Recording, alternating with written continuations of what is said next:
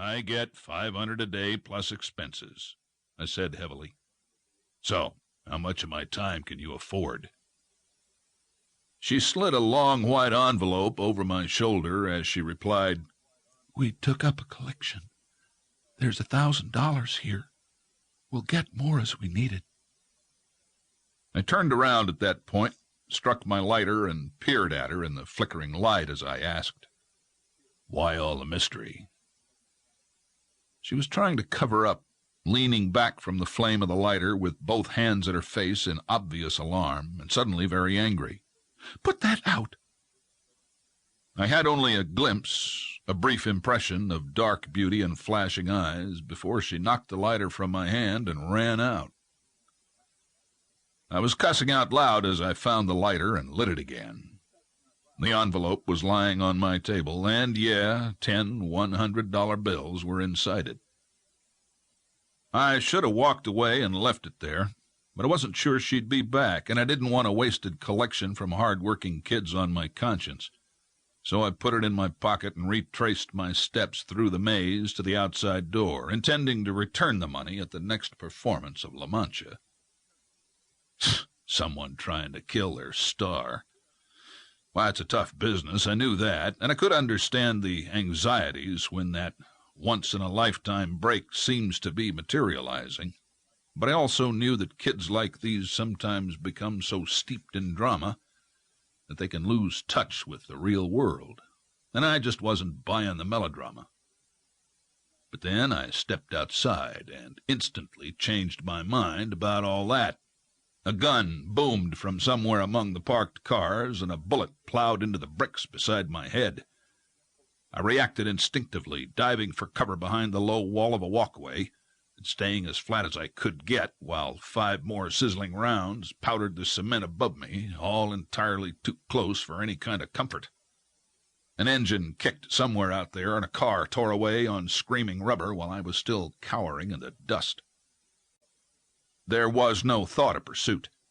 I don't routinely wear a gun, and I didn't even have one in my car. I was just glad to be alive and still healthy. Totally in the dark, sure, but reaching toward the light with all the brain I had left. It was to be a damned long and painful reach, through melodrama to end all melodrama, and through a darkness unlike any I'd ever known. My name's Joe Copp. I've already heard all the wise remarks about the name, so spare me.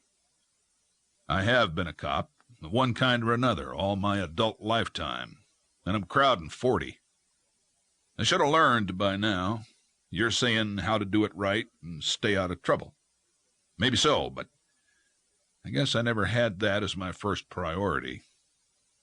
As a result, I bounced around a lot, one detail to another, one force to another, maybe trying to find superiors who'd be willing to let me do the job my way. Never did.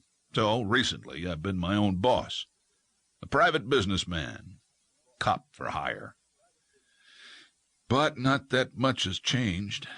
I still have a tough time doing it my way. Like this case. It started in the dark and damn near ended there. Pull up a chair if you have a minute, and I'll tell you about it. You ever dream the impossible dream, like the man from La Mancha? Ever hold one in your trembling hands and know that it's suddenly becoming very possible? Ever willing to kill for it? Some people are. Oh, yeah. Some people would kill for that dream. Chapter 2. The local cops were on the scene that night almost before I could brush the powdered cement off my clothing. I played it dumb and told them nothing about the mysterious meeting in the hotel lounge.